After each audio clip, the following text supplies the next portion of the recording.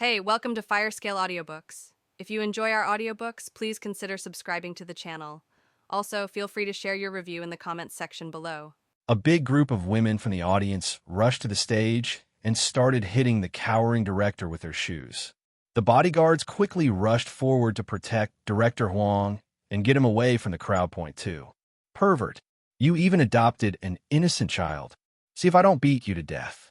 The group of women chased after the director and only stopped when the bodyguards took him away. Point two. His charity event ruined. Director Huang flew into a rage. Who would dare steal my phone? He asked his bodyguards. Investigate, investigate. Find this person and kill him immediately. No, tear him to pieces, too. As if to add fuel to the fire, the director's assistant came rushing. Director Huang, your Enyang contract has been exposed on the internet. Everyone now knows that you have been evading taxes, too. The stock market naturally collapsed in a few seconds. The market fell 10 points in a row as people frantically got rid of their stocks. Point two. Jean watched the scene from a hidden area. She sneered and turned to leave, not noticing the luxury car parked not far from the roadside. The car window slowly rolled down, revealing a peerlessly handsome face. Point two. Master, the matter has been settled. The Tianchong Group will not recover. Their shareholders will withdraw their capital, and their business will collapse. They will soon go bankrupt, Han Beicheng said in a low voice. Point two. Xiao Hanya looked at the disheveled Director Huang. The bodyguards jostled the director like a big fat ball away from the crowds. Point two. Because of Miss He's intervention, people were made aware of the kind of crook Director Huang is. She did the people of Jiangcheng a great favor, Han Beicheng said. Point two. Han Beicheng did not expect Jin to tamper with the sound system and steal Director Huang's phone. Despite himself, he was getting more and more impressed with her. Point two. Xiao Hanya raised his handsome face and looked at the tall figure not far away. After what seemed like an eternity, he rolled up the car window. Let's go, Xiao Hanya said as he leaned lazily against the back seat. The luxury car slowly disappeared into the crowd as if it had never been there. Point two. Jin left the scene in a good mood. She was ready to invite Qinan and have a cup of coffee with him before giving the kid a beating. Point two. As she was going on her way, however, Jin saw Hiroashua. It was winter, but the weather was not very bad, allowing Hiroashua to pair her V-neck sweater with a short skirt. She wore a coat the color of rice and a pair of tall boots. Hiroashua looked sexy in the stylish out of. Point two. Huh, who cares about Jin and her stupid face? Even if she found out that I slept with her man, she did not do anything but cry and make a fuss. The most she could do was to try to kill herself. How can you expect Lu Zifan to fall in love with her? I already have him in my bed. Unless he dies, he won't be able to get rid of me. 2. Hiroashua checked her freshly manicured bright red nails while she talked loudly on the phone. Point two. This Hiroashua was completely different from the Hiroashua that Jin knew. Point two. Let's hang up now, Hiroashua said into her phone. He asked me to get a room. She hung up and dialed Lu Zifan's number.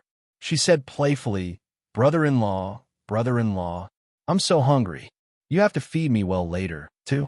Jin raised her eyebrows, surprised at Hiroashua's coquettishness. Point two. Jin did not expect Lu Zifan and Hiroashua to meet up so soon because of the recent scandal involving them. Jin knew that Hiroashua was brainless, but Lu Zifan was definitely not. He probably was hatching a new plan, which involved brainwashing Hiroashua in bed. Point two. Jin looked at the phone in her hand and immediately got an idea. She knew that Director Huang would be looking for his phone, and she did not want to get into trouble. Point two. Io, are you blind? Hiroashua said in an irritated voice as she avoided a man who was rushing toward her. She accidentally twisted her ankle and her bag fell to the ground. Point two. Seeing this opportunity, Jin moved promptly. She walked by quickly, dropping the phone in Hiroashua's bag while Hiroashua fussed over her twisted ankle. She then walked straight into a nearby cafe, as if nothing happened. Point two. I'm sorry. The man apologized profusely to Hiroashua, who scolded him for being careless and bumping into her. Point two. Jin found a seat by the window of the cafe and watched Hiroashua scold the man. Helanjin was surprised when she saw his face. Wasn't that the doctor, too? Helanjin drank her coffee as she watched Hiroashue and the doctor walk in opposite directions after the scolding. Helanjin ordered another cup and sipped the hot brew as her mind started forming a plan. Point 2. Miss, you look very similar to my ex-girlfriend, said a man who came up to Helanjin. Do you mind if I sit here with you, too? Without even looking at the man, Helanjin put down her coffee cup, left a few bills on the table, and exited the cafe. Point 2. From the coffee shop, Helanjin went to the hospital. She casually registered as a patient and headed straight to an office. Once inside, she threw her registration number on the table, helped herself to a seat, and took off her mask and sunglasses. Point 2. The doctor in the office had his back to the door. Miss, are you lost? He said as he turned around and pushed his glasses up his nose. He could not believe his eyes. In front of him was the smiling Helanjin, arms crossed over her chest. Point 2. Her polite smile made the doctor's scalp go numb, making him want to invite her out. Point 2. I'm sick. I'm here to see a doctor, Helanjin said. Aren't you a doctor? 2. The doctor took a look at Helanjin's registered number and handed the piece of paper back to her, saying, You're registered in the gynecology department. This is not my specialization. When you get to the door, turn right and look for the gynecology department director. 2. Are there really doctors who refuse to see patients? I'm asking to see you. Are you going to refuse a patient? Helanjin stood up and blinked her almond-shaped eyes for a few seconds. She suddenly flashed a charming smile and said, Forget it. I'm leaving too. As she was heading out the door, Helanjin said out loud, What an ill-mannered and unprofessional doctor. He actually pretended to be from the gynecology department, just so he could disrespect a woman, too. Damn it, Miss don't be like this. The doctor quickly stepped forward, covered Helanjin's mouth with his hand, and dragged her inside before slamming the door. He was so scared that he was covered in sweat. Miss what do you want from me? Just say it, too. Why were you stalking me? Helanjin asked explicitly. Point 2. The first time Helanjin saw the doctor was when she had the car accident. He was the one who rushed to the scene and bandaged all her injuries at the hospital. The second time she saw him was yesterday at the hotel where Qiao Hanya brought Helanjin as she escaped from Director Huang's bodyguards. And then this morning, the doctor coincidentally caused Hiroashue to drop her bag, allowing Helanjin to successfully plant Director Huang's phone at. Point 2. This is all too much of a coincidence to be a coincidence. Point 2. Qiao Hanya exuded an air of maturity and masculinity. Helanjin took a deep breath and said, Mr. Qiao, please have some self-respect. 2. Self-respect? If I remember correctly, you attacked me last night, deliberately tore off my bath towel, and sat on me. Steal my child and get pregnant. Was that what you wanted to do? Qiao Hanya asked in a deep voice. Point 2. Helanjin was stunned. She looked at the doctor, who was so shocked by the turn of events that he dropped his glasses to the floor and accidentally stepped on them. Point 2. The doctor stole a glance at Helanjin's stomach. He could not believe that Qiao Hanya would let himself go just like that, even successfully get a woman pregnant, on his first few nights in Jiang City. Point 2. Qiao Hanya, don't joke about this. Helanjin had always been calm. She didn't know why, but she would miscalculate every time she met him. Point 2. Qiao Hanya pinched Helanjin on the chin, his hot breath making her face itchy. Point 2. Helanjin looked up at Qiao Hanya, his handsome face magnified before her. His eyes were two black pools, so deep she almost found herself drowning. His nose had a high bridge, and his lips were thin. He had the air of an emperor, regal, commanding, and perfect. Point 2. Huh? Do I look like I'm joking? Qiao Hanya answered in a calm and deep voice. Point 2. Helanjin's heart raced as her plump chest heaved up and down. She felt the need to have her heart checked right away. Was she having a heart attack? 2. Is he one of your people? Helanjin asked as he avoided Qiao Hanya's eyes, praying he could not hear the thumping on her chest. Point 2. She pushed Qiao Hanya away forcefully. Helanjin and walked up to the window and opened it to let some air in. Point 2. Facing the window, Helanjin took a few deep breaths. She turned around and looked at the men coldly. Point 2. The doctor squatted down and picked up his glasses from the floor. Both lenses were broken and only the frame was left, but he still put them on. He looked very comical. Putting on an authoritarian air, the doctor said, "Look, the two of you. It's time for me to work now. If you don't have any medical maladies for me to look at, please leave, too." "Is he one of your people?" Jean asked again. Point two. Xiao Hanya stood up straight and smoothed out his shirt. He looked at her with his dark eyes and said, "Yes, too." "Did you ask him to follow me?" Jean asked again. Point two. Xiao Hanya laughed softly and walked towards Jean. She subconsciously took half a step back and leaned against the glass window. Xiao Hanya seemed to suck the air around her as he approached. Jean felt a little out of breath. Point two. "Come on now, be good. Don't talk nonsense," Xiao Hanya said. Point two.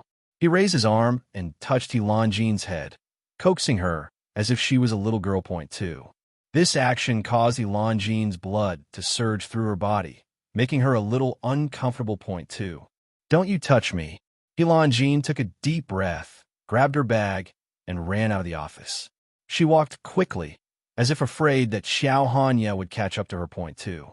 She almost bumped into Han Beicheng when she turned at a corner. Point two. Han Beicheng dodged the speeding figure. "Missy, why are you here, too?" Jean narrowed her almond-shaped eyes at Han Beicheng and said, "I was going to ask you the same thing, too." Jean sped off before Han Beicheng could answer. He was confused. Looking at her departing figure, he muttered to himself, "I'm here to accompany Master to the doctor. Master has a stomach ailment and needs some medicine. Why does she find that offensive, too?" Han Beicheng walked into the office. Seeing the doctor wearing glasses without the lenses, he said in surprise, "Tai Dan, what? Did Nan Feng beat you up, too?" "My name is Shangwan."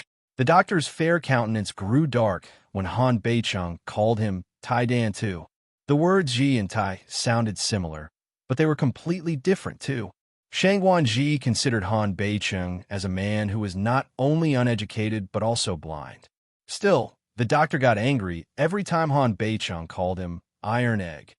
If not for Xiao Hanya's sake, Shangwan Ji would already have poisoned Han Beicheng by now. Point two. 1. A snack made from eggs repeatedly cooked in soy sauce and spices before being air-dried. Also called Iron Egg for its tough texture, too.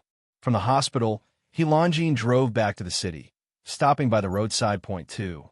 Her iPad buzzed with a new message. It was from Tang Jilin, asking how Jean moved out. The message also made mention of He Wenqing being afflicted with sudden urinary incontinence. Tang Jilin cautioned Jean about being visible in public, so nobody could throw dirt on the He family. Point two. Jean typed "got it" on her iPad and quickie sent it in reply. Point two. Upon reading the words urinary incontinence, Jean could not help but laugh. She remembered how her grandfather chased He Wenqing with an iron rod. The old man even threatened to break He Wenqing's legs if He Wenqing drank again. Now, every time the old man was mentioned, He Wenqing's legs would go weak. Point two. But Jean did not expect that her threats of complaining to her grandfather would make He Wenqing scared to the point of urinary incontinence. Point two. Work extra hard. CEO Huang needs us to quickly find the person who stole his phone. Like hooligans, the director's group of bodyguards aggressively searched every person they saw on the street. Point two.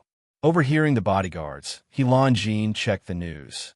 CEO Huang's wealth could not keep the news from blowing up.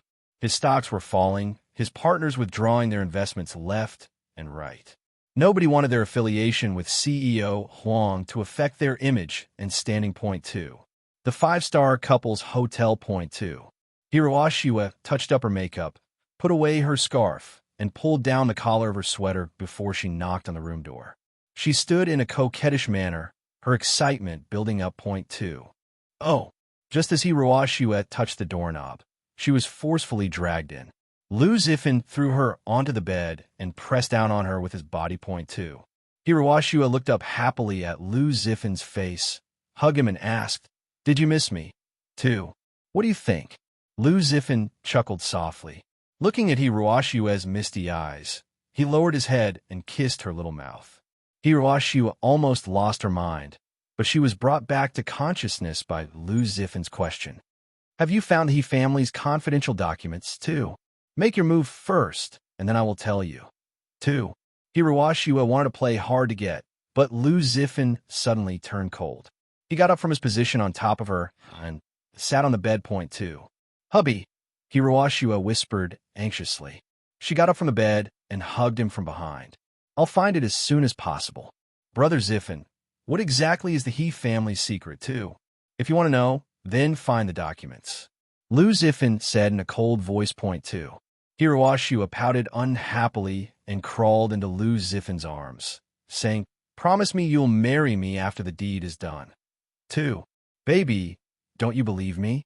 Hearing what Hiroashua wanted frustrated Lu Zifin. He was just playing around with her. She was nothing but a pawn to help him take down the He Corporation. Point 2. It burdened him to hear that she wanted him to marry her, that she wanted to be his responsibility. Point 2. Hiroashua was a little unhappy that Lu Zifin did not say yes outright, but she didn't dare lose her temper. She got up, stood in front of him, and crossed her arms on her chest. You're the worst, but I like you, too.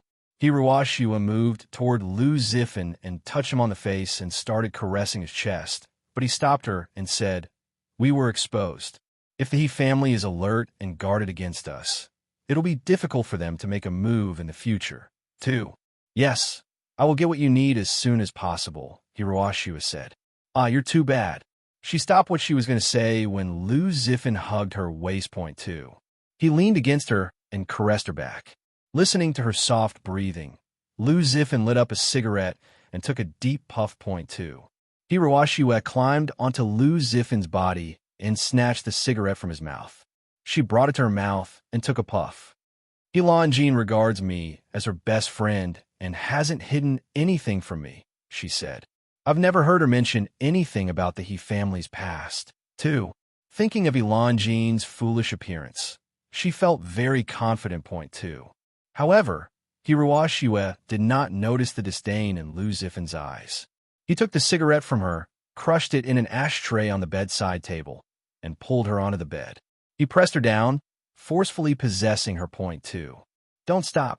Okay, I promise you. I'll go get it tonight. Lu Zifin listened to Hiroashua's words, galled that she did not live up to her expectations. If there were a better candidate, he would definitely not pick this stupid woman. Unfortunately, no one else in the He family was of any use to him. Point 2. If she doesn't hide anything from you, why don't you know where the secret is? Lu Zifin sneered. Point 2.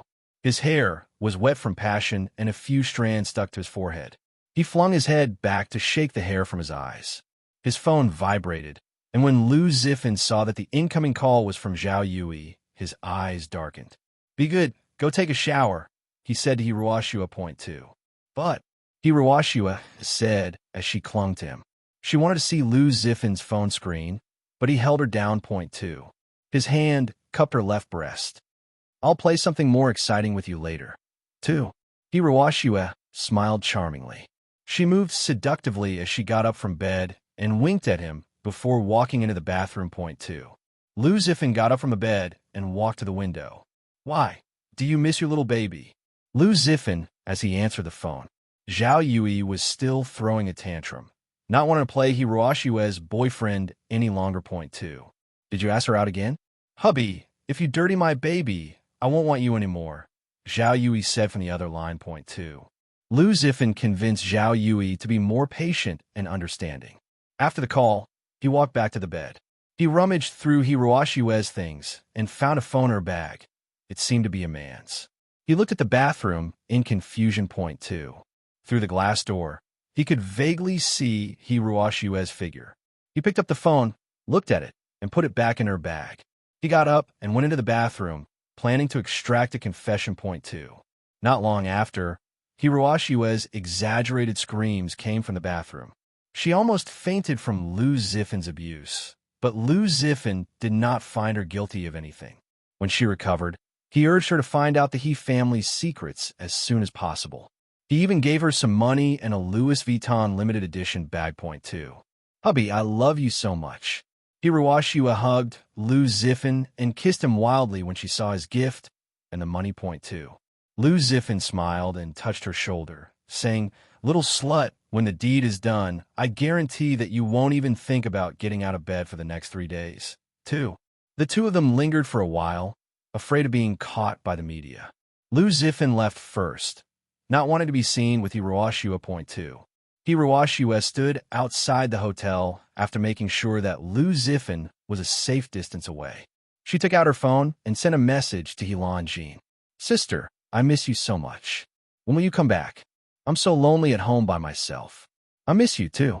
Sitting inside her car, Helanjin saw Hiroshua step out of the hotel. Out in the street, Director Huang's men were harassing passersby, searching physically for the missing phone. Helanjin laughed at the stupidity of their master. Why didn't he just track his phone's IP instead of manually searching people like this? 2. Since Hiroshua was on her phone, she did not see the group of burly men coming from the opposite direction. 2. Hiroshua found herself jostled by the small group. With legs still weak from Liu Zifan's attack, she fell to the ground and her bag contents were scattered on the street. 2. Get lost! The men shouted at her and kicked her LV bag. 2. Hiroshua's eyes flashed with anger, seeing that the bag that Liu Zifan gifted her with was trampled on. She tried to pick up the bag, but someone stepped on her hand. She groaned in pain as the hooligans walked away. 2. Hands were swollen for being stepped on. Hiroshua heard the men talking about the incident. 2.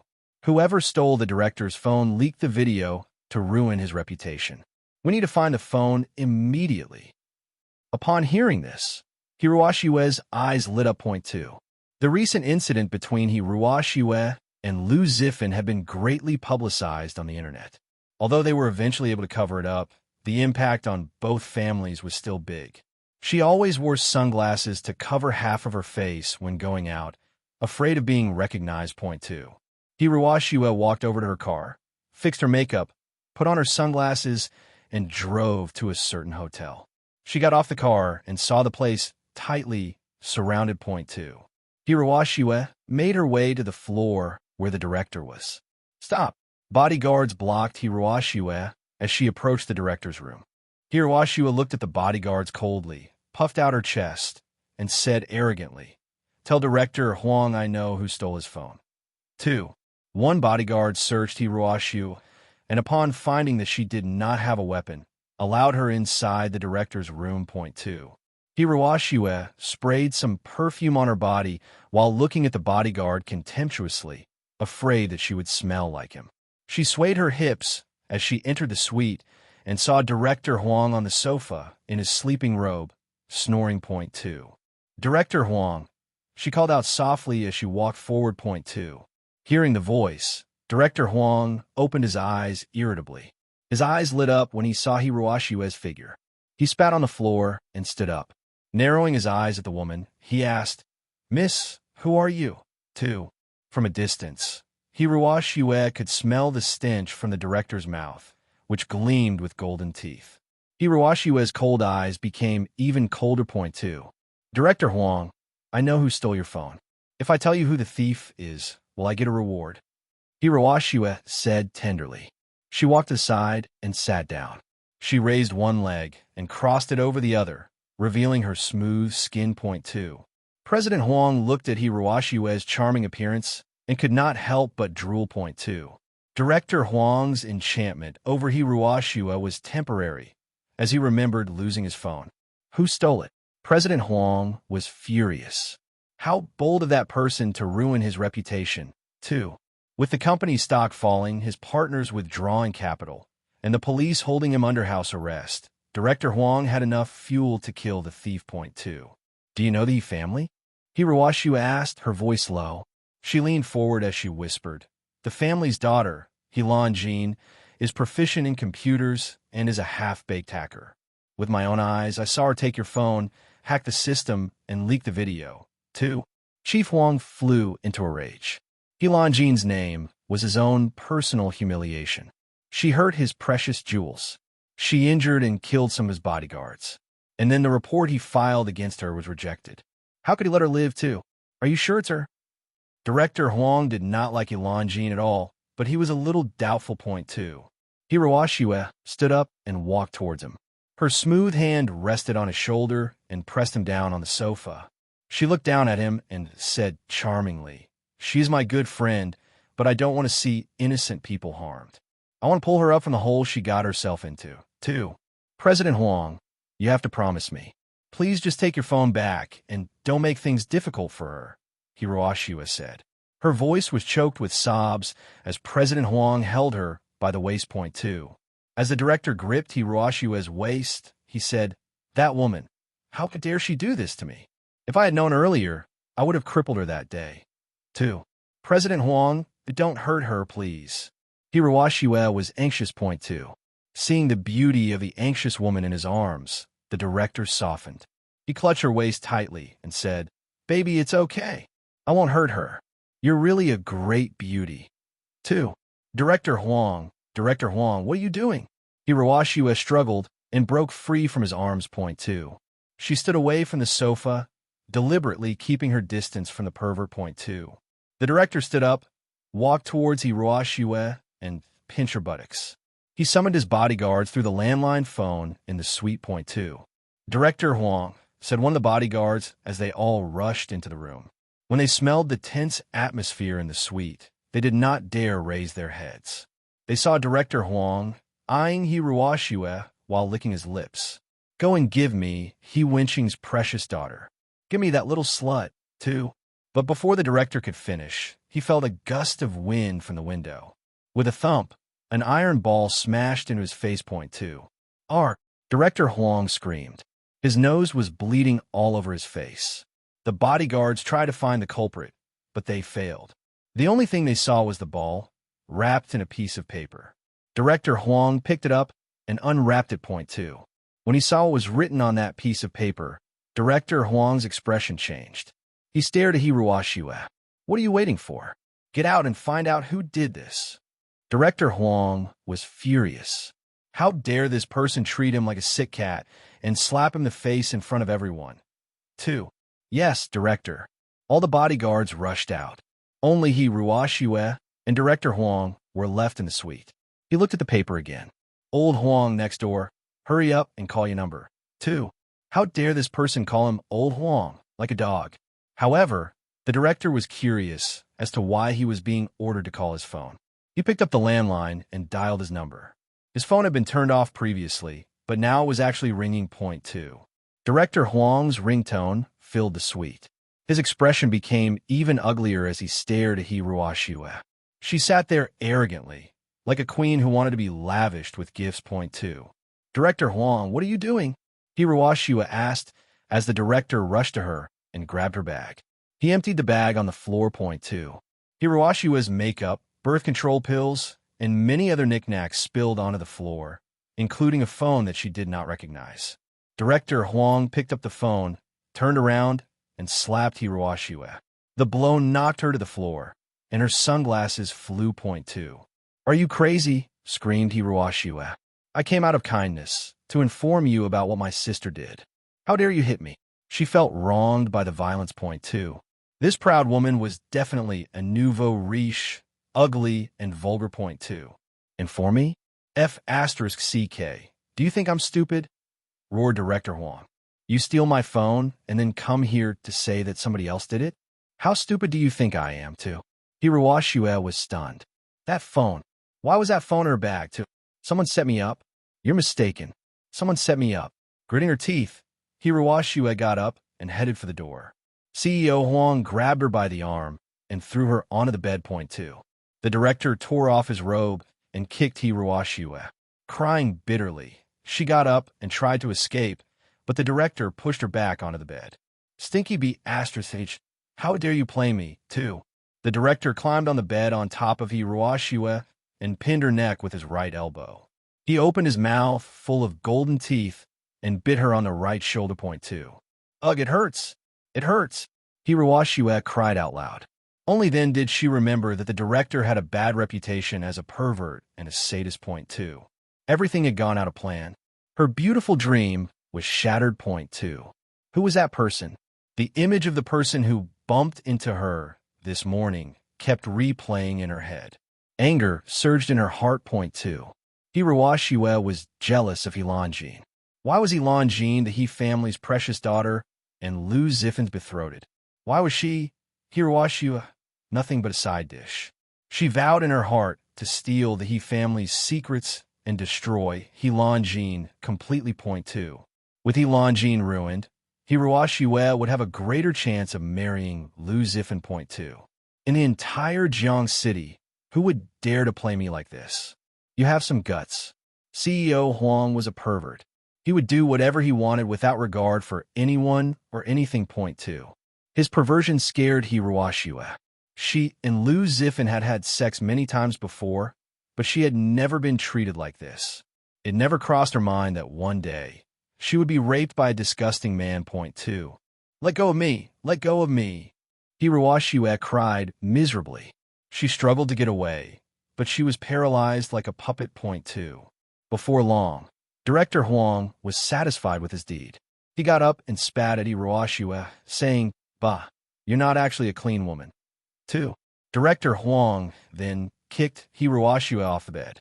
Crying, she put on her clothes and gathered her things before leaving the suite. Point 2. She rushed out of the hotel and into her car. After crying for a few minutes, Hiroashige said in a low voice, "I can't cry. I can't let Lu Zifan know. Knowing that I was raped would cause him to despise me." 2. He Longines, this is all your fault. If I didn't tell Huang about you, I wouldn't have been raped at all. The vicious light in Hiroashige's eyes became even more intense. She fixed her tear-streaked face and drove off. Point 2. He Longines was about to drive away when she saw a group of police officers rushing into the hotel, forcefully arresting Director Huang. The director cursed and resisted, but the police officers came with batons and beat him to the ground. Point 2. He Longines sniggered when she saw Director Huang's trousers slip down as the officers dragged him to the police car. Point 2. She felt inexplicably amused and thought about Hiroashige, whom she saw speeding away earlier. Point 2. If He Longines had not caught Hiroashige having an affair with Lu Zifan, how would she know Hiroashige's true colors? Today she put the phone in Hiroashige's bag just to get rid of it. She did not expect Hiroashige to be stupid enough to report herself. Why did Hiroashige go to Director Huang in the first place? 2. As she pondered this question, He Longines drove back to the scenery garden. Point 2. I'm back. He Longines was in a good mood. When she came in, she looked at the spacious living room. On the sofa was Xiao Hanya, sitting lazily with his eyes closed. Point 2. He Longines took off her shoes and tiptoed forward. She mischievously rushed towards him and shouted in an attempt to scare him. Point 2. Ah! She moved closer to his side and shouted in his ear. Point 2. Although Xiao Hanya's eyes were closed, he caught He Longines by the waist as she moved closer. The movement caused her to fall onto his lap. Point 2. You. He Longines glared at Xiao Hanya as he slowly opened his eyes. She looked sideways at him and said thoughtfully, I just saw the news and found out that there's a Jiang City pervert who likes to lay his hands on girls. 2. Mr. Xiao, do you have such a hobby? He Longines' voice was clear and sweet, but her thoughts were rational. Point 2. She did not struggle or try to get up from Xiao Hanya's lap. She was calm and collected, totally in control of herself. Point 2. Oh, I thought Missy wanted to steal my son again, Xiao Hanya said as he raised his handsome eyebrows. Point 2. Hearing Xiao Hanya say, steal my son, reminded He Longines of the scene at the hospital. She made a joke and it totally backfired on her, with the man saying she stole his sperm. The thought made her face turn red. Point 2. He Longines quickly jumped up and said, don't. Let's put this matter behind us and call it even. 2.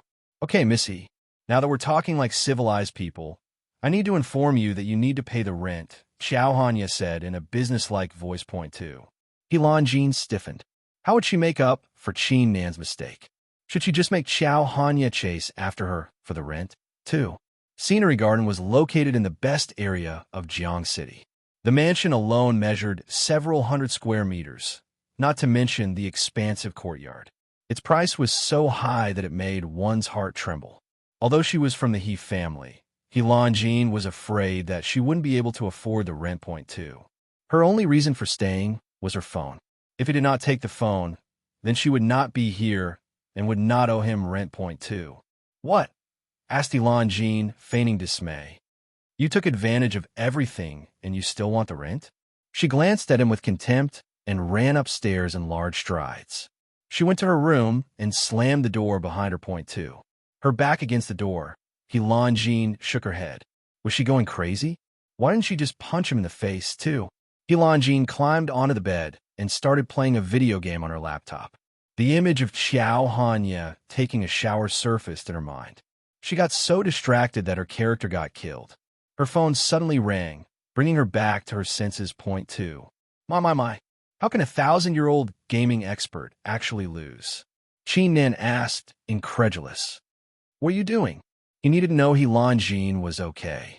This was very unusual for her. Point two. Looking at her horrible score, Helan Jean quickly logged off the game. Nothing. I got nothing else to do. I'm just distracted, too. Don't tell me you're thinking of a man. Maybe someone as handsome as me. Qin Nin asked narcissistically. You're making me nervous. Please don't fall in love with me. I'm just a legend, too. You? Oh, yes. I remember Hiruashua has a very good impression of you. Helan Jean teased Qin Nin, knowing how he detested Hiruashua. Point two. Qin Nin thought of Hiruashua's eyes. He was so scared that he almost dropped his phone. F***CK. Don't mention her to me, too. After the phone call, Helan Jean got off the bed and opened the door to see if Xiao Hanya had left the mansion. She was ready to search the entire place and run off as soon as she found her phone. Point two. Oh, when she opened the door, Helan Jean bumped into a wall of flesh. Point two. A manly scent filled Helan Jean's nostrils. There was a faint smell of tobacco, but it smelled especially good. Point two. Take this. This medicine is good for your external injuries, Xiao Hanya said as he handed Helan Jean medicine in an exquisite bottle. Point two. Helan Jean took the bottle and watched Xiao Hanya leave. She examined the bottle, which was carved with elaborate patterns. She closed the door and walked to the window. Seeing Xiao Hanya get in his car and drive away made Helan Jean excited. She finally had her chance. Point two. Helan Jean threw the medicine bottle on the bed and tried to sneak into Xiao Hanya's study. Point two. She was dismayed, however, to learn that entering the study required several layers of passwords and palm prints. She was great at hacking security systems, but cracking this system's code was very difficult, even for her. Point two. Helan Jean had no choice but to give up sneaking into the study. She walked to his bedroom instead. She was surprised that the door opened when she pushed it, but she got over it quickly. She rushed into the room and searched through the cabinets, but she couldn't find the phone. Point two. Where did he put the phone? Helan Jean asked softly. Point two. She recalled the night when she first saw Xiao Hanya. It was her phone that he was holding.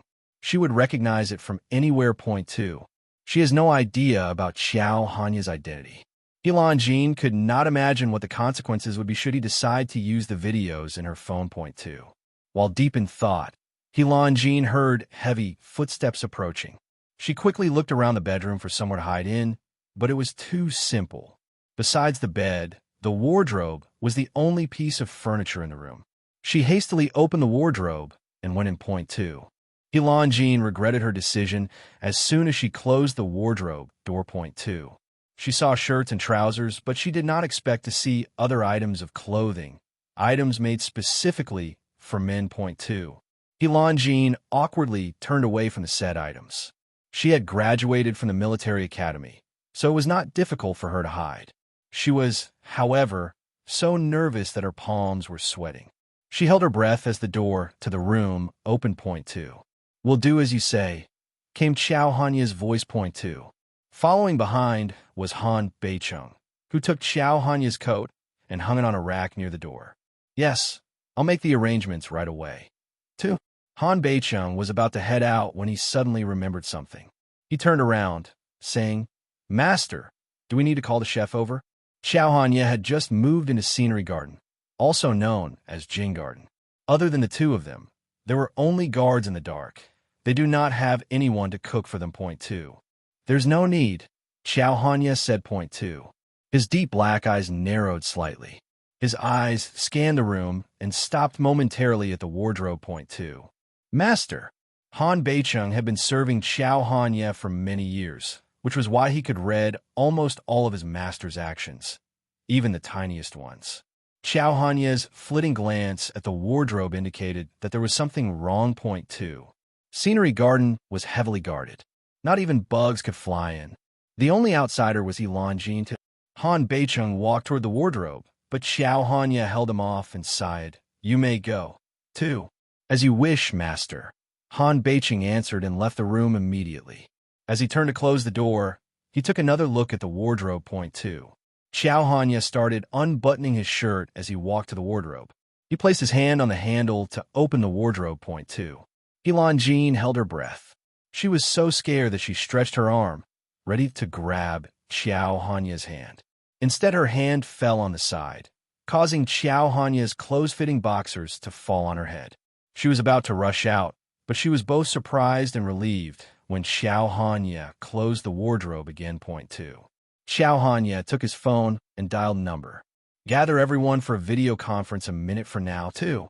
He took a quick shower and then headed straight to his study. Point two. Hearing Xiao Hanya's receding footsteps, Ilan Jean came out of the wardrobe. She noticed something on her head and was shocked to see that it was one of his boxers. She tried her best to put it back in place.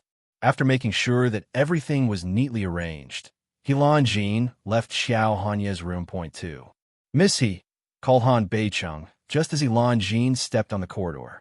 She tried her best to act nonchalant. Point two. She pretended to do some stretching, put her hands behind her back, and walked toward Han Beicheng. What's the matter, too? Ilan Jean seemed calm and collected, but she was a bundle of nerves. Point two. The master said that he would personally cook later, so you don't have to go out to eat tonight. Han Beicheng did not understand. Why would the master cook for a woman? The master even sent him to inform her and make sure that she knew Xiao Hanya was cooking for her. Point two. Ilan Jean was a little surprised that a person like Xiao Hanya could cook. She secretly heaved a sigh of relief, knowing that they did not suspect anything. Point two. All right, she said. Point two. Ilan Jean walked away very quickly. Han Beicheng looked at her retreating figure and scratched his head in confusion. What is Master up to? Such a dangerous woman. And he's allowing her to live in Jin Garden? What if one day Master gets, too? Han Beicheng immediately shut his mouth when he realized that he was talking out loud in front of Xiao Hanya's study. Point two. Come in, came Xiao Hanya's voice. Han Beicheng hurriedly entered the study. His master was in a video conference, so he waited patiently by the door. Point two. As soon as the video conference ended, Xiao Hanya picked up his golden pen, signed the document he was reading, then threw the document at Han Beicheng. Point two. Master, are you going to buy the shares of the Lu Corporation at a high price? Han Beicheng was a little surprised when he took a look at the document. The Lu Corporation was not part of their plan, but why was Xiao Hanya doing this, too? Although Lu Zifen is the heir to the Lu Corporation, his shares are not that many. The shares of all the members of the Lu family add up to only 31% of the total. Find a way to contact these people and have them sell their votes. Xiao Hanya ordered. Point two. Han Beicheng closed the document and scratched his head, saying, Master, do you have a crush on Missy, too? Xiao Hanya raised his eyes and looked coldly at Han Beicheng. One look made Han Beicheng shiver all over. Stepping back, he said, Yes, Master. I'll do it right away, too. Han Beicheng rushed out of the study. Downstairs, he saw Ilan Jean sitting on the sofa and playing games on her iPad. He took a closer look at the screen and said in surprise, Miss He, can you teach me that, too? Chewing on melon seeds, Ilan Jean brushed the hair off her face and looked up at him. Pay up and become my disciple, too. Upon hearing what Ilan Jean said, Han Beicheng disappeared in a jiffy. Point two. Stingy, Ilan Jean murmured as Han Beicheng walked away. She stood up and stretched. She saw Xiao Hanya walk down the stairs. He was wearing a gray family uniform. She looked at him impishly and said, Hello, Mr. Xiao. Two. Okay, Xiao Hanya said, noting the mischief in Ilan Jean's eyes. What do you want to eat? Two. Braised pork ribs, spicy prawns, boiled fish. Ilan Jean rattled off at random. Xiao Hanya rolled up his sleeves and asked, Spicy food, too? Yes. Ilan Jean nodded repeatedly, standing in front of Xiao Hanya like an obedient child. She was a completely different person from the arrogant one at the nightclub that night. If Xiao Hanya had not seen with his own eyes how she hacked the nightclub surveillance system and how she beat up Director Huang's men, He wouldn't believe that Ilan Jean was capable of doing anything even remotely similar. Point 2. Please, please. Ilan Jean walked to the kitchen door and opened it for Xiao Hanya, ushering him in. Point 2. Xiao Hanya looked attentively at Ilan Jean as he entered the kitchen. He went straight to the refrigerator to get some of the ingredients and was surprised that Ilan Jean did not follow him into the kitchen. He looked up the stairs and saw her retreating figure. He did not know why, but he found her cheerful disposition very infectious. Point 2. Master, Director Huang has been arrested by the police and is awaiting investigation. What are we going to do next? Han Beicheng asked as he entered the kitchen. Seeing Xiao Hanya busy, he respectfully stepped forward to help. Point 2. Xiao Hanya stopped him. Wiping his hands on tissue paper, Xiao Hanya said, "Tell Nanfeng to pay a visit to the people on the list tonight." 2. Xiao Hanya emphasized the phrase, pay a visit. Nanfeng was one of Xiao Hanya's most trusted and most loyal men. It was never a good thing for anyone to get a visit from Nanfeng. Point 2. Yes, master, Han Beicheng replied, his eyes gleaming with ruthlessness. These people deserve to die. 2. Xiao Hanya lowered his head. His emotions were unclear under the dim light, but the air grew thick with his anger. He seemed ready to destroy the world. Point 2. In Jiangcheng, the Liu family is dominant. If you want to pin him down, you must break his arm, Xiao Hanya said in a deep voice. Han Beicheng nodded knowingly, saying, I know what to do. 2. The kitchen returned to silence as Han Beicheng took his leave. No one knew that the exchange of words between him and his master just now had decided the life and death of many people. Point 2. Ilan Jean returned to her room and watched the news. After the perverted CEO Huang was caught, more breaking news about him came out. It was as if someone was secretly manipulating his fate and trying to cut off his escape route. Point 2. The Tianchong group, of which Director Huang was a part of, involved several other partners. Whoever has caused this turmoil was clearly showing off his power and influence to the lords of Jiang City. Point 2. Ilan Jean took a shower while thinking about the recent events. When she came out of the shower, she made a call. Help me find out what kind of deal He Wenqing and CEO Huang were making. The sooner, the better, too. He Wenqing suddenly wanted to sell her to CEO Huang. What exactly was his leverage? Ilan Jean had never heard of them working together before. Point 2. Ilan Jean's phone rang, breaking her reverie. Point 2. Sister, came Hiroshiyue's voice, sobbing pitifully. I miss you so much. When are you coming back? It's so lonely at home. I'm not used to not seeing you here. 2. I really miss you so much, Hiroshiyue said with a voice choked with sobs. She stuck a needle in Ilan Jean's photo, which had the words "Go to hell" written on it in red ink. Point 2. Ilan Jean listened to Hiroshiyue crying as if her mother had died. Getting annoyed at Hiroshiyue's grating voice, Ilan Jean said, I'm still recuperating. I need to change my dressing. You should hang up now, too. Sister, are your injuries serious? Hiroshiyue asked anxiously. Point 2. Hiroshiyue was out with Tang Jilin the day Ilan Jean left. She only found out that Ilan Jean had moved out when Ilan Jean did not come home for the night. Because Hiroshiyue knew nothing about Ilan Jean now, she naturally did not have any countermeasures. Therefore, she would try every means to find more information on Ilan Jean. Point 2. If Ilan Jean did not move out, Hiroshiyue would not have gone to President Huang, and she would not have been raped. Therefore, Ilan Jean must pay. Point 2. Yes, Ilan Jean answered, refusing to elaborate. Point 2. Hearing that Ilan Jean was badly injured lifted Hiroshiyue's spirits. Can you walk? She asked excitedly. Point 2. I think I might be crippled, Ilan Jean said without emotion. Point 2. Ilan Jean could clearly see in her mind the smug look on Hiroshiyue's face. She sensed someone approaching, so she ended the call immediately. If you don't have anything else to say, I'm hanging up. 2. Sister, Hiroshiyue had something more to say, but she stopped when she heard a busy tone. Point 2. As she put the phone down, Hiroshiyue squeezed tears from her eyes and ran to Tang Jilin. She threw herself into the old woman's arms and cried, Mom, what should I do? Sister's leg is crippled.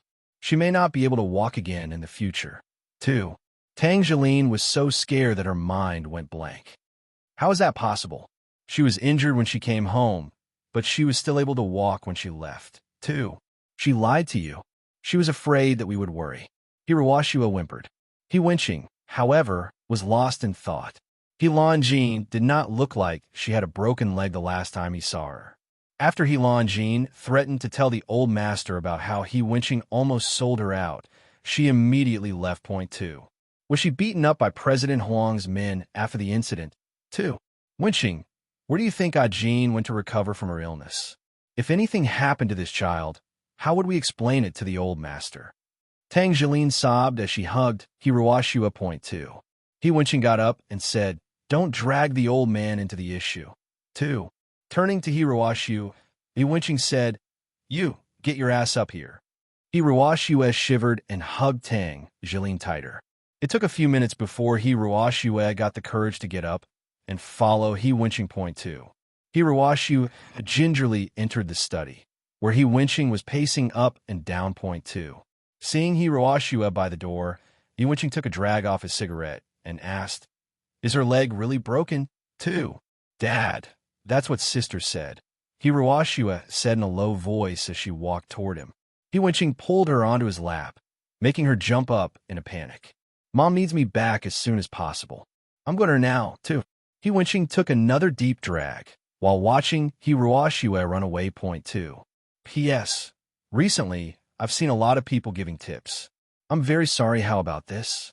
If you give more than 10,000 book coins, I'll deduct them all. I'll give you gifts. Earth collides with starfish will love battle with Tianchi-Chen, Tian, his mother, April Fangfei, broken sleeve, sudden wealth. All the above will be added to my deduct. Jean hung up the phone and walked down to the kitchen. Donning casual sportswear, she smelled very fragrant. When she saw the table full of delicacies, she was stunned. "Did you make all these?" she asked Xiao Hanya. Point 2. "Try them," he answered, handing her a pair of chopsticks. Point 2. Jean took the chopsticks and tried a few bites. "Wow," she said. "Did you really cook all these?" 2. "What do you think?" Xiao Hanya chuckled softly and asked Jean to sit down. Although it was their first dinner together, they enjoyed it very much. Point 2.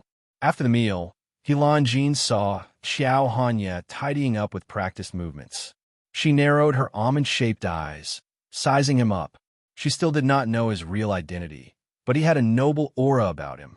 He seemed to have come from a wealthy family and had a good upbringing and education. Point 2. But the children of wealthy families never cooked. They even disliked doing the dishes. Xiao Hanya, on the other hand, too. Xiao Hanya. Jean stood up and walked towards a man. She grabbed his arm and dragged him away from the dishes. She looked at her wristwatch to check the time and said, "You're new to Jiangxing, right? Today just happens to be Tuesday. Let me take you somewhere, too." "Okay." Xiao Hanya said yes, but he pulled her back. "Go and put on your coat first, too." "All right." Jean looked at her clothes and realized how thin the material was. She ran upstairs to change into a thick set of clothes. When she came back down, Xiao Hanya was already neatly dressed, waiting for her. He picked up the car keys when he heard Jean coming down. Point 2. The two of them drove to the outskirts of the city. From a distance, they could see an old house with 2 rows of red lanterns hanging outside. It looked particularly pleasing in the dark night. Point 2. "I heard from an old man that this house has a history of more than 1,000 years, Jean said in a low voice. "You got to see it." She could not wait to go in and unfastened her seatbelt in a hurry. Point 2. Jean had brought Xiao Hanya here tonight as an excuse. What she really wanted to do was to ask the old man residing here about the abandoned house on the outskirts of the city. Almost 100 years old, the man was a storyteller who knew Jiang City of old like the back of his hand. Point 2. Some things couldn't be found on the internet, but that did not necessarily mean nobody knew about these things. Point 2. Xiao Hanya looked at the drama house. His eyes darkened slightly. Holding an umbrella, he went in with Jean. Point 2. "I need to go to the restroom," Jean said. "Can you find us a seat by the window?" She turned and went to the back hall of the drama house. She easily spotted the 100-year-old man. He was sitting alone, reading an ancient book. Point 2. "Grandpa, sorry to bother you," Jean politely said as she walked over to the old man. "May I ask you something, too?" Helan Jean was fully aware of the rules. She exchanged some money for a jade token and put it on the corner of the table to show her sincerity. Point 2. Little girl, what do you want to know? The old man looked at Helan Jean and liked what he saw. He closed the book and poured a cup of tea for her. His wrinkled face showed a kind smile. Point 2. Helan Jean sat down. There is a deserted house in the west of the city, Helan Jean said softly. Do you know its origins, too? The old man's hand trembled, and the teacup he was handing Helan Jean fell with a clang. Up fell. His kind smile disappeared. Little girl, you're mistaken. You found the wrong person, too. The old man got up, took his book, and left without another word. Point 2. Helan Jean was very confused. How could a place that no one knew about exist in Jiang City? 2. Who exactly was Xiao Hanya? Why did he take her phone and not return it, but deliberately let her discover that he had it? Was he teasing her for another purpose? 2. Miss, visiting hours in the back hall is over. Please return to the main hall, said the drama house manager politely as he approached Helan Jean. Point 2. Helan Jean nodded and started walking out. She soaked up the beauty of the old house as she walked along the ancient corridor. She heard footsteps and sensed impending danger. Point 2. Helan Jean walked slowly, her senses heightening with every step. She suddenly crouched down, narrowly missing the sharp dagger that was thrown at her. Helan Jean turned around and saw her attacker wearing a black hoodie, their face obscured by a hat. Point 2. Hey, are you new here? Why are you fighting so late in the night? A man shouted, addressing Helan Jean and the attacker. It's going to rain soon, so we won't be rehearsing tonight. Hurry up and go home, you two.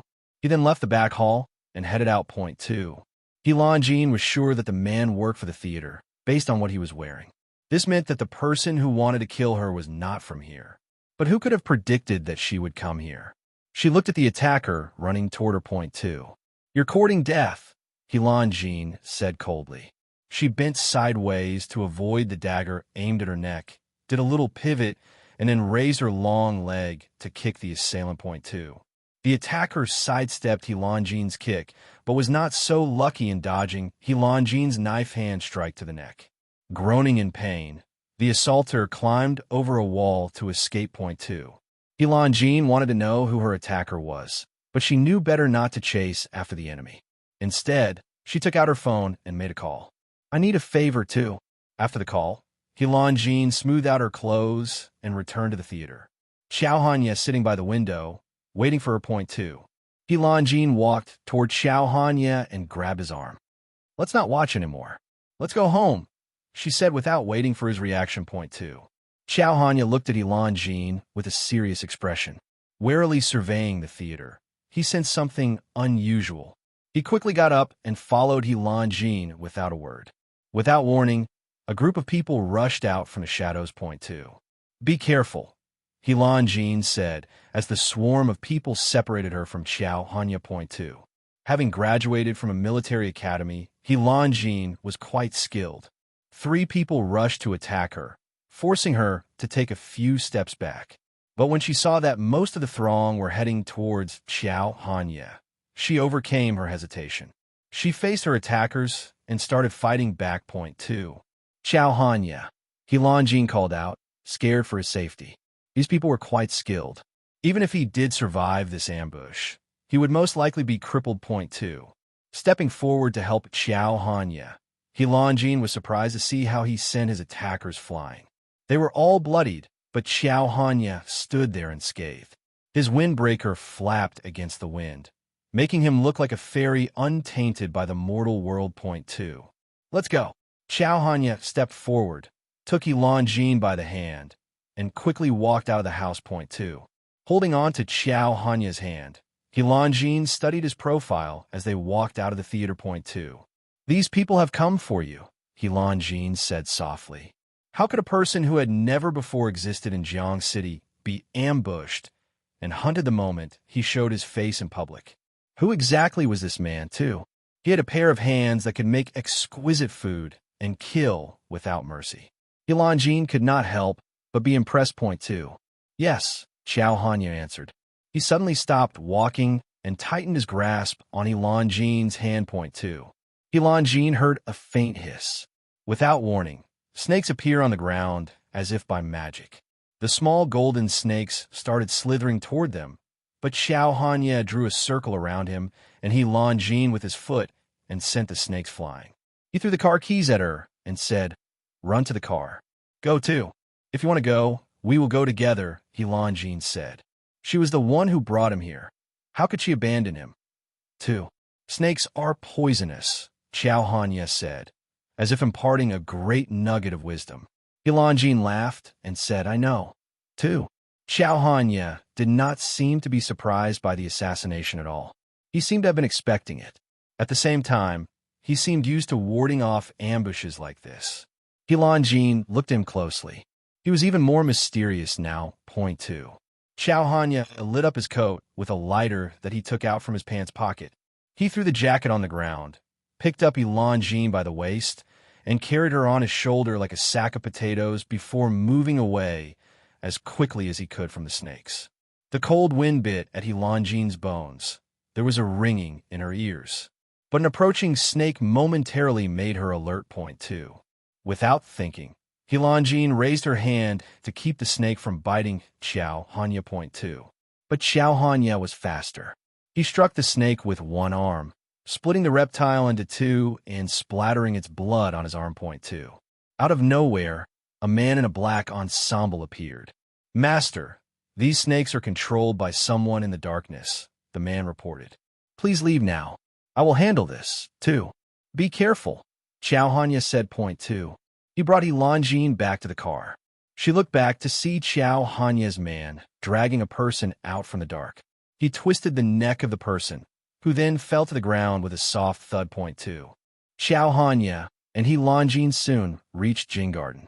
Jin sat in the car in silence, replaying the events in her mind. Point 2. She thought she had the worst luck, with Lu Zifan and Hiroashua scheming against the He family, and her father trying to sell her. She did not expect Xiao Hanya to have a fate worse than hers. The moment he showed his face in public, he got attacked and almost killed. Point 2. "Are you scared, silly?" Xiao Hanya asked, studying Jin's face. Point 2. "Yes, you need to compensate for the mental damage this night caused," Jin said shamelessly, opening her small hand as if demanding to be paid. Point 2. Xiao Hanya looked at her blood-stained palm. He took it in his hands as if it were the most natural thing in the world to do and wiped the blood clean with his handkerchief. A warm, almost physical feeling washed over Jin, and she pulled her hand back as if she was afraid of getting burned. Point 2. "I'll be in my room," Jin said quickly. She pushed the car door open and got off the car. Point 2. His eyes followed Jin's retreating figure. When he could not see her anymore, his gaze fell on the back of his arms, which have turned black. The highly toxic venom was spreading. Point 2. Jin felt uneasy returning to her room. Something was definitely wrong. She walked to Xiao Hanya's room and opened the door without ceremony. Xiao Hanya was just about to take off his clothes when the door opened to reveal Jin. "What's the matter?" Xiao Hanya asked. "It's late. You should be resting." 2. Jin did not say anything. Instead, she took one of his arms and rolled up his sleeve. "You're poisoned," she said in alarm. "Let's go to the hospital." 2. "We can't go to the hospital," Xiao Hanya said in a low voice. He was injured and the venom had spread, but he acted normal. He did not seem to be in pain, not even the slightest bit. Point 2. Jin hesitated for a moment, but she immediately made up her mind. Taking the fruit knife on Xiao Hanya's bedside table, she slashed at his palm and brought his hand to her lips, sucking out the poison. Point 2. "You!" Xiao Hanya protested, but Jin pushed him down on the bed. Point 2. "Master, what is this?" asked Han Beicheng, who rushed Xiao Hanya's room after sensing that his master was not alone. The room smelled of copper. Point 2. "Get the medicine," Xiao Hanya said. Han Beicheng took out a bottle of medicine from the drawer and watched Jin suck blood from a cut in his master's hand. Han Beicheng was impressed at Jin. Merely letting the blood out would not allow the poison to flow out with the blood. It was definitely wise to suck out the poisonous blood. Point 2. But Han Beicheng was also worried for Jin, as she would inevitably ingest a considerable amount of the poison. Point 2. Jin spat out the blood. "It's done," she said to Noon in particular. Xiao Hanya held her by the chin and used his thumb to wipe the blood on her lips. Helanjin. Xiao Hanya's voice was hoarse. Point two. I'm so tired. I'm going to sleep now, Helanjin said while stifling yawn. She got up and took the medicine bottle that Han Beicheng was holding before her. She read the label, and upon learning that its function was to clear away heat and to detoxify her blood, she took one pill. She swallowed the pill, threw the bottle back to Han Beicheng, yawned, and left. Point two. Helanjin clearly had many questions, but she did not give voice to them. She could only pretend that she did not care about what was happening, which was why she left. One thing that she knew for certain was that someone wanted Xiao Hanya dead. Point two. When Helanjin left the room, Han Beicheng asked with concern, Master, what do you think? Should we call Shangwan Ji over and have him take a look? 2. There's no need, said Xiao Hanya. He did not expect Helanjin to sacrifice herself and save him at such a critical moment. He felt a little strange, as if there was something in his heart that he could not explain. Point two. Those people got wind of your arrival and wanted to know if the rumors were true, said Han Beicheng. Point two. But Han Beicheng knew the attack was not just a test. It was obvious that they wanted Xiao Hanya to die. His master's arrival has made people was anxious. Fearing that their true colors would be exposed, they needed to act fast. Point two.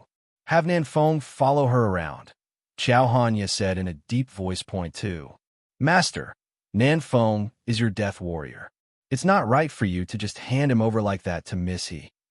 Han Beicheng was anxious. The death warriors of the Qiao family are not supposed to leave their side. Point two. Xiao Hanya looked at his hand, which Helanjin hastily bandaged. He sighed and said, Beicheng too.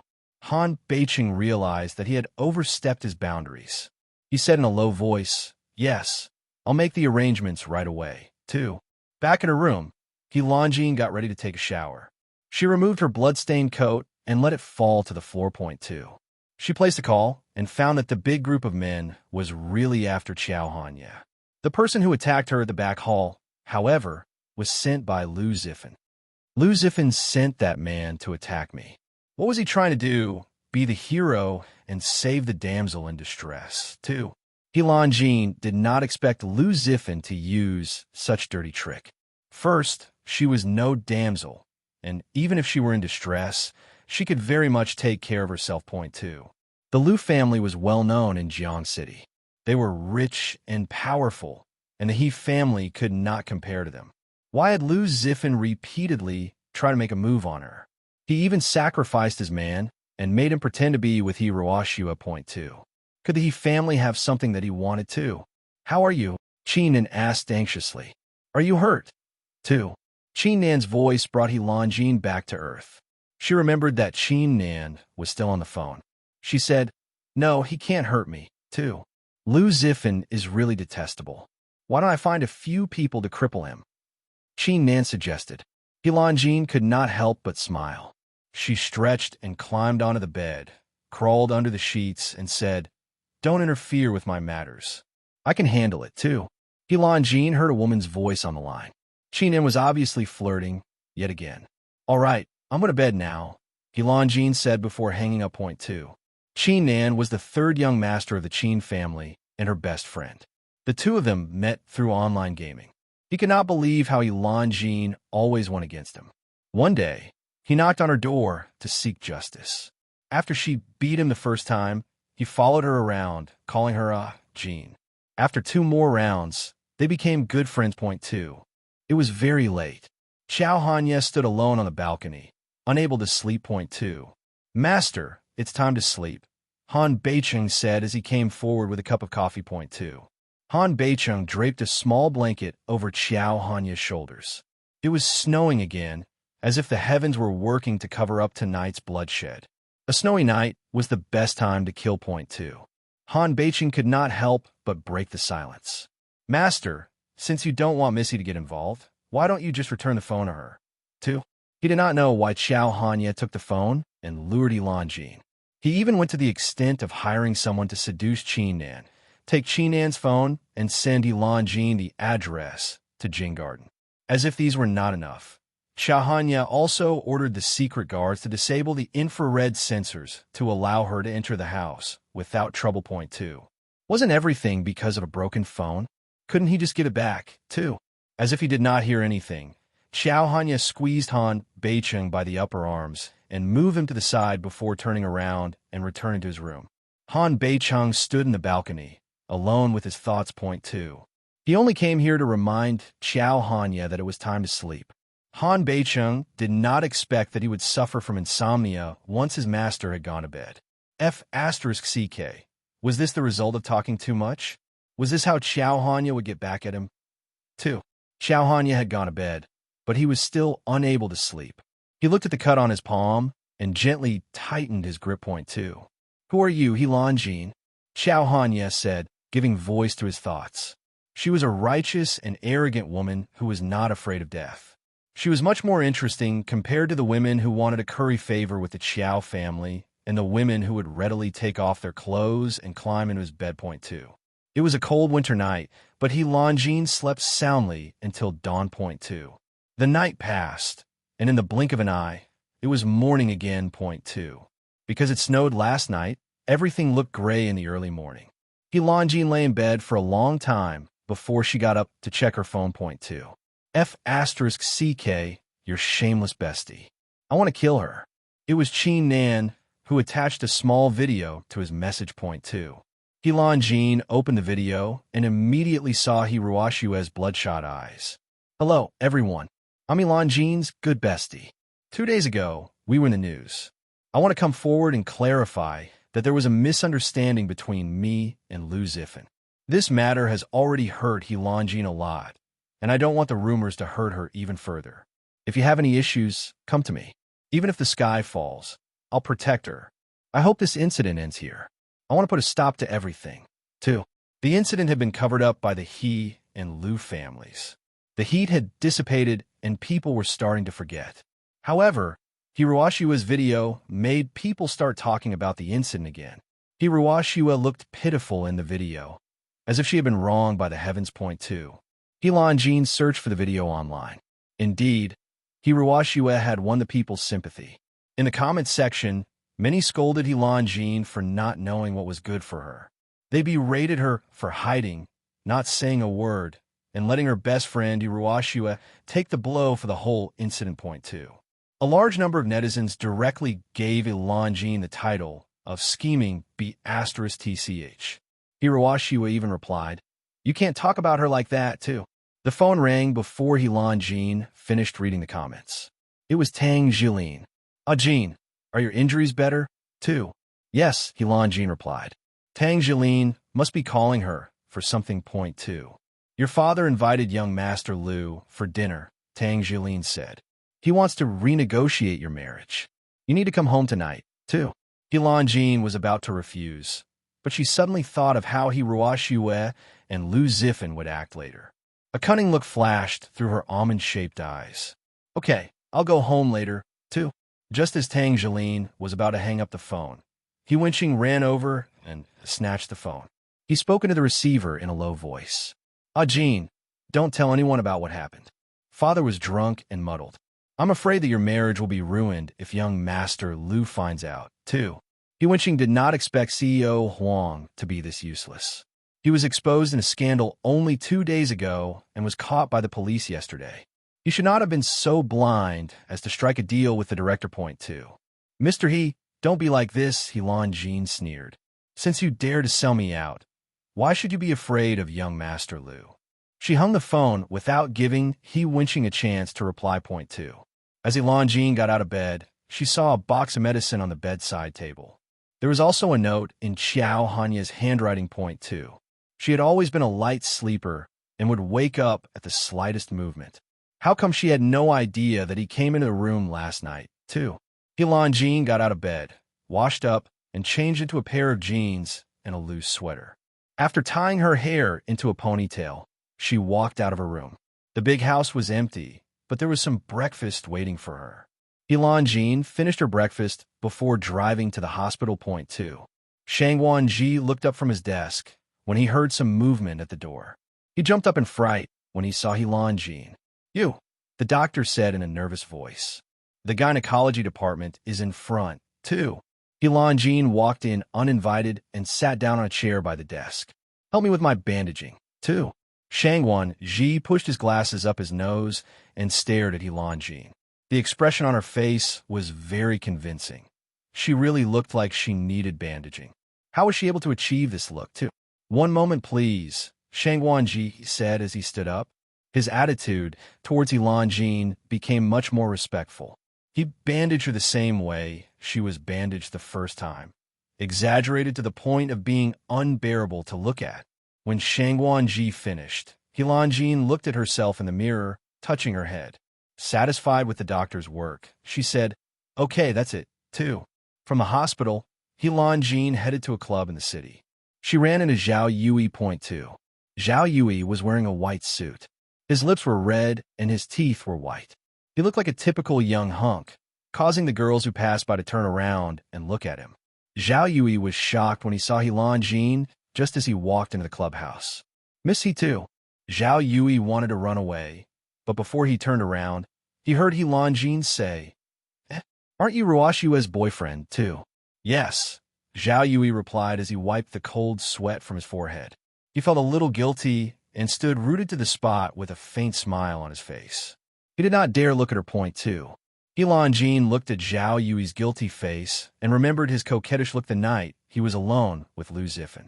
He looked like a completely different person. Dressed neatly like this, Zhao Yui seemed very manly. Noon could tell that he was gay. "How are you and Ruoshua?" Jean asked. "We have a family gathering tonight. You should come, too." Zhao Yui thought of the 2 kicks Wenqing had given him. He felt very uncomfortable, afraid that his secret would be exposed. He could not say yes to Jean's invitation. "What's with your expression? Don't you want to see Ruoshua? She's your girlfriend, right?" Jean deliberately lowered her voice as curiosity showed on her delicate little face. "Are you and Ruoshua a fake couple, too?" Zhao Yui hated Ruoshua so much. She was clearly a mistress who forcefully interfered between him and Lu Zifen. She even wanted to marry into the Lu family and take Lu Zifen away from him. If it weren't for Lu Zifen, Zhao Yui would not swallow his pride and pretend to be in love with a woman. "Fake. She and I are truly in love. It's just that the timing isn't right," Zhao Yui said. Jean gritted her teeth and took 2 steps forward. "Well, maybe we can make things right if you come tonight. I'll help you. But right now, help me carry my things. It's inconvenient for me to walk with a broken foot, too." Bracing himself, Zhao Yui agreed. Jean took Zhao Yui once around the city. They arrived at the He residence at 8 in the evening. Outside, Ruoshua's coquettish voice could be faintly heard. "Brother-in-law, I am graduating from university in half a year. Can you arrange a job for me?" she said as she hugged Lu Zifen's arm. Ruoshua rubbed her sexy body against Lu Zifen, touching and teasing him a few times. She did this while Tangjeline was busy cooking. Lu Zifen's fingertips trembled as he held a cigarette in his hand. Aroused, he panted heavily. "Don't make a scene," he told Ruoshua as he held her hand. Lu Zifen wanted to tell Ruoshua off because the video she posted the previous night had stirred up the public opinion again. Although the public was now attacking Jean, it would be a lot better for the news to die down completely. Now the people were saying that Jean was a scheming B*TCH who used her best friend as a shield after the incident. Others were of the opinion that Jean was the mastermind behind the incident. "Then will you give me what I want?" Ruoshua said in a low voice. Lu Zifen grunted and took one long drag at his cigarette. Ruoshua wrapped herself around his body like a python coiling around its prey. With her lips on Lu Zifen's ear, Ruoshua seductively said, "Hubby, let's go upstairs, too." Lu Zifen's breathing quickened, not expecting Ruoshua to openly touch him in the hall, while Tangjeline was cooking in the kitchen and Wenqing was on the phone. Lu Zifen grabbed Ruoshua's hand and pulled it out of his pants. "Control yourself," he said through gritted teeth. "Don't you want me?"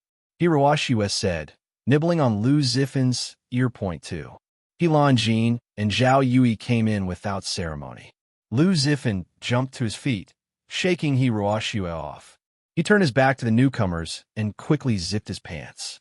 He shot Hiroshua a look of warning that told her not to act recklessly. Point 2. Hiroshua was taken aback by Lu Zifan pushing her away. She had an awkward expression in her face, but she quickly recovered and threw herself at Zhao Yui. Hiroshua hugged her pretend boyfriend, saying coquettishly, "Why didn't you say anything about coming over? I missed you so much, too." Zhao Yui's body stiffened at Hiroshua's touch. Point 2. Jin limped over and said annoyingly, "Look at the two of you, stuck like glue. Looks like something good is about to happen, too."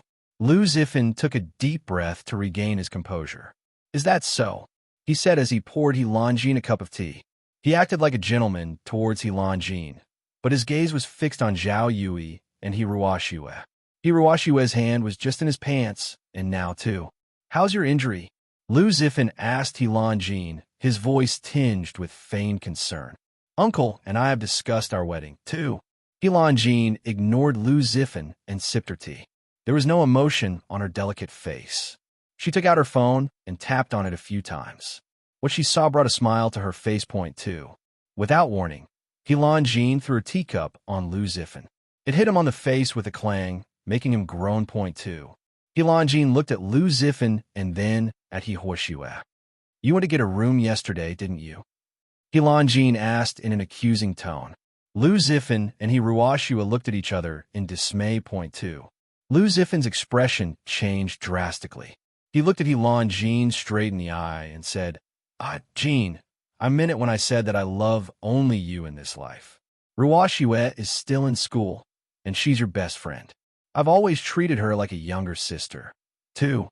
What happened to the nightclub was all a misunderstanding. You don't understand? Lu Zifan lectured, as if he was talking to a child. Someone wants to sow discord between the Lu and He families. You and I are both in the business world. There will always be someone who would try to destroy us. Don't believe the rumors online, too. Jin waited for Lu Zifan to finish before handing her phone to him. "The photos are out," she said matter-of-factly. Point 2. Lu Zifan, Zhao Yui, and Hiroshua all took out their phones and saw that the internet was bursting with the news of Hiroshua's video. It got the sympathy of the public overnight, with many people searching and watching it left and right. However, there was an unexpected turn of events. Someone had anonymously circulated HD photos of Lu Zifan and Hiroshua entering the hotel and leaving the hotel together. Point 2. D*MN, that scheming B*TCH. How could she steal her best friend's fiancé? She's very thick-skinned, too. This Hiroshua is something. She came out with a video defending her sister, but there's something else going on. What a bully. Even sleeping with Jin's man, too. All of a sudden, people were attacking Hiroshua violently on the internet. Some of them even wanted to kill her. Point 2. How could this be? Hiroshua was shocked to learn that some people wanted to kill her. Point 2. They were very careful yesterday when they went to get a room. She and Lu Zifan made sure they would not be seen together. How could someone take photos of the two of them together? Was someone following them? 2. The video she released last night had completely cleared her name. She didn't expect that a few photos would push her into the abyss again. Point 2. Don't quibble. We all know you can't help yourselves. Why do you even need a room? Isn't it more convenient under the overpass? Jin said coldly. She stood up and walked away. Point 2. Having finished with his phone call, Weixing entered the living room. He was terrified to find Jin there, afraid that she would expose his crimes. Point 2. His temper rising, Weixing turned to Hiroshua and said, "Look at what you've done." Although he usually could control himself and pretend to be good, this was a serious matter. He stepped forward and slapped Hiroshua so hard she fell into Zhao Yui's arms. Point 2. Zhao Yui held Hiroshua, but did not comfort her. He almost smiled when he saw how red her face was, both from the embarrassment of getting caught and Weixing's slap. Point 2. "Dad, I didn't seduce brother-in-law." "I didn't," Hiroshua said, choking in her tears. She looked at Lu Zifan with bloodshot eyes, but he did not even glance at her. He followed Jin instead. Point 2. Hiruo Shue was very flustered. She wanted to explain, but was horrified to find that there were other photos of her circulating the internet, such as those that showed her entering Director Huang's hotel room before the director was arrested. Point 2. Tang Jilin sped out of the kitchen when she heard the noise. Her heart ached upon seeing Hiruo Shue's swollen face. What happened? She asked her husband with a worried tone. Don't hit the child for no reason, too. Hiruo Shue threw herself into Tang Jilin's arms. Mom, she sobbed. Why am I the one getting hurt, too? Zhao Yui stood looking a little embarrassed, his gaze fixed at Lu Zifan. He felt his ears growing hot with anger, seeing how anxious Lu Zifan was to explain himself to Helan Jin. If it wasn't for Lu Zifan's promise of announcing their relationship after the deed is done, Zhao Yui would not be able to tolerate any of these recent events. Point 2. What kind of sin did the He family commit to adopt an ingrate like you? If it was really nothing, why did you post a video last night? He Wenqing asked. Now, everyone in Jiang City is thinking that there's a problem with my family's character. If this affects the company's stock, watch how I'll deal with you. He Wenqing was so angry that he kicked the table. Point 2. Hiruo Shue sobbed softly, tightly gripping the corner of her clothes. She stared hatefully at Helan Jin. Point 2. Knew that at that moment, Helan Jin was planning about tampering with Lu Zifan's car. He sent someone to ambush her, so she was definitely getting back at him. There was a smelly puddle not far away. Point 2. Yesterday, Hiruo Shue wanted to use CEO Huang, that pervert, to cripple Helan Jin. That would surely be a deal-breaker for Lu Zifan. He surely would not want to marry a cripple. However, Hiruo Shue did not expect that things would backfire. How was she to know that the director would beat her up and rape her, too? Could it be her? Hiruo Shue thought to herself as she looked at Helan Jin. Hiruo Shue thought of the recent events, of how Helan Jin was able to stay out of trouble and remain unaffected. Hiruo Shue, however, was beaten up, scolded, and raped. Point 2. Helan Jin was gaming expert and a computer hacker. Could she be behind the photo, too? But Helan Jin was injured and not emotionally stable right now. Who would do this to Hiruo Shue, too? Hiruo Shue saved Helan Jin when they were young. The two of them became good friends from then on. Helan Jin had no reason to harm her. Point 2. But what had happened recently was too strange. It was as if an invisible hand was grabbing Hiruo Shue from behind. There was a force that would push her to act, only to slap her in the face with the consequences later on. Hiruo Shue was deeply afraid, worried that the recent events would ruin her reputation. Point 2. Explain yourself. He Wenqing roared as he glared at Hiruo Shue. Point 2. Hiruo Shue was so scared that she hid in Tang Jilin's arms. Zhao Yui stood there, quietly watching the show. When he saw Lu Zifan's glowering at him, he reluctantly went forward to hug Hiruo Shue and said, Yesterday, I couldn't help it. I want to get a room with Hiruo Shue too. Hearing this, He Wenqing grabbed one of his slippers and pulled Zhao Yui by the arm, ready to give the young man a beating. Point 2. Dad, don't hit him, Hiruo Shue said as she walked toward Zhao Yui. Point 2. Helan Jin quietly watched on the sidelines. Point 2. Zhao Yui got a terrible beating, but he did not dare say anything. They had dinners planned, but everyone was quiet and sullen. Tang Jilin went to take out the trash after dinner. When she came back and she said, there are a lot of reporters outside. Should we call the police? There was an ugly expression on her face. Point 2. It's getting late. Why don't you stay? Helan Jin asked Zhao Yui. Since you and Hiruo Shue are a couple, you can sleep in the same room, too. Helan Jin looked at He Wenqing, as if daring him to say no. He avoided her eyes and kept silent. Point 2. Since things have come to this, why don't you guys just get married? Helan Jin suggested. Point 2. No, Hiruo Shue replied in a voice louder than she had intended. When everyone looked at her, Hiruo Shue realized that she had lost her composure. Forcing a smile, she explained, I still have half a year before I graduate from university. My finances are still unstable, so I cannot get married just yet. 2. Hiruo Shue knew that marrying Zhao Yui would ruin her life. She wanted to marry the rich and powerful Lu Zifan and become a wealthy wife in the future. Point 2. It's not impossible to get married before starting a business. Tang Jilin thought out loud. Zhao Yui seemed to be a talented young man. He seemed suited for Hiroashua. Point 2. Hiroashua was mad with jealousy. Why should Elanjin marry into the #1 family in Jiang City? Why should she, Hiroashua, be relegated to some ordinary man from an unknown family? 2. Hiroashua hated the He family even more. Who did they think she was? A piece of trash that they didn't want? Did they think they could just give her away to just anyone? One day, she would make these people regret what they were doing now. She would make them kneel and beg for mercy. Point 2. Double happiness is also a good thing. Lu Zifan chimed in. Point 2. Zhao Yui and Hiroashua were both stunned. They looked at Lu Zifan, who gave them a look of warning. Point 2. It was arranged for Zhao Yui and Hiroashua to spend the night together in the latter's bedroom. Helanjin silently observed them and Lu Zifan, guessing that all three would lose sleep because of the setup. The more she thought about it, the better her mood got. Point 2. I'm going to my room to take my medicine. Good night, Helanjin said. She stood up and limped to the stairs. Point 2. Inside her room, Helanjin let out the big smile that she had been holding back downstairs. All of a sudden, she felt a powerful presence approaching, so she looked ahead cautiously. Point 2. Who is it? Helanjin's voice sounded in the dark bedroom.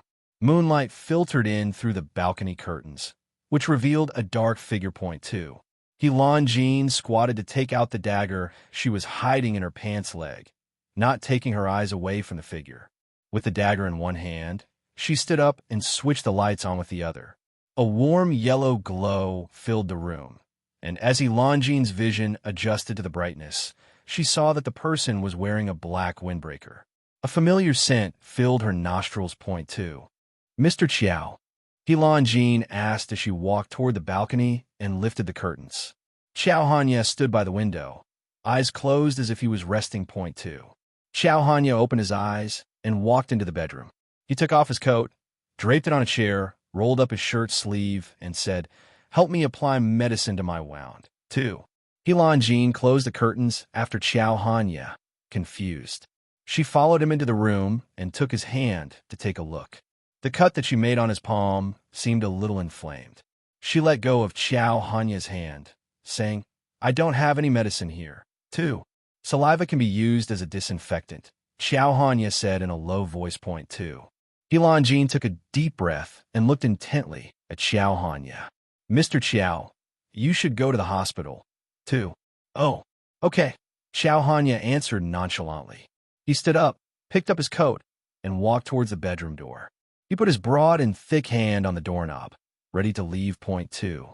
Helanjin hurriedly stepped forward and squeezed Xiao Hanya's hand on the knob to stop him from leaving.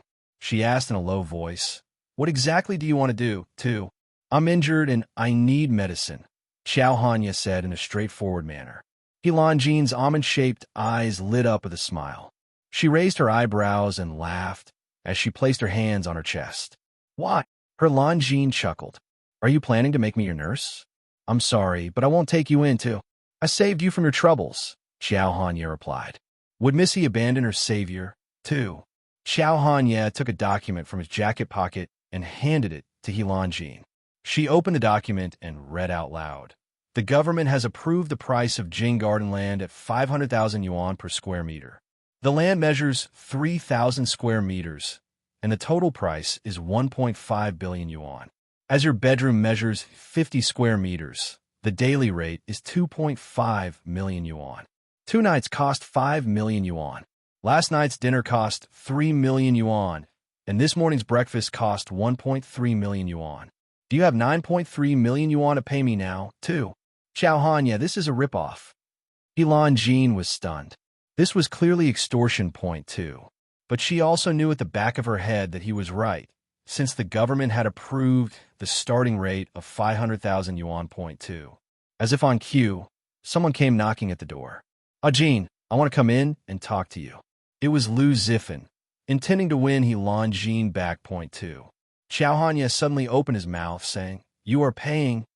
Helanjin rushed forward, covered his mouth with her hand, and pressed his tall body against the wall. Point 2. "Don't talk," she said in a low voice. Point 2. "Oh." Xiao Hanya raised his handsome eyebrows. Helanjin's body pinned his to the wall, and the faint flowery fragrance from the woman's body assailed his nose. She held his wrist with her other hand, making him feel uncomfortable. Point 2. Miss He, this is highly inappropriate. Xiao Hanye's magnetic voice was hoarse. Point 2. Shut up, Helan Jean said coldly. The man's hot breath sprayed on her neck. He lowered his head, and his thin lips brushed past her ear, making her feel numb all over. Feeling her body tremble, Helan Jean took a deep breath and resisted the urge to kill Xiao Hanya immediately. Point 2. Ah Jean, Lu Zifan called, growing impatient from standing outside the door. He heard a strange sound inside, so he tried to push open the door. It was, however, locked from the inside. Point 2. Perhaps because Lu Zifan was having affairs left and right, he sensed that there was someone else in Helan Jean's room. Just as he was about to break into the room, his phone rang. It was his assistant. Point 2. Young Master Lu, bad news. Your office is on fire, the assistant said anxiously. Point 2. Lu Zifan loosened his grip on the doorknob and asked coldly, And my things, too? They're all gone. The fire department is afraid that the fire will spread and destroy your entire office. Please come take a look. The assistant's voice trembled violently, frightened by the scenario. Point 2. Lu Zifan heard the sound of glass shattering from the other line. He stared at Helan Jean's room door, turned around, and walked away. Point 2. When Helan Jean heard the sound of footsteps disappearing into the distance, she started to relax and realized that her body felt very hot against Xiao Hanya, who himself seemed to be running a high temperature. Only then did she realize that she was holding his wrist and pressing him against the wall. Point 2.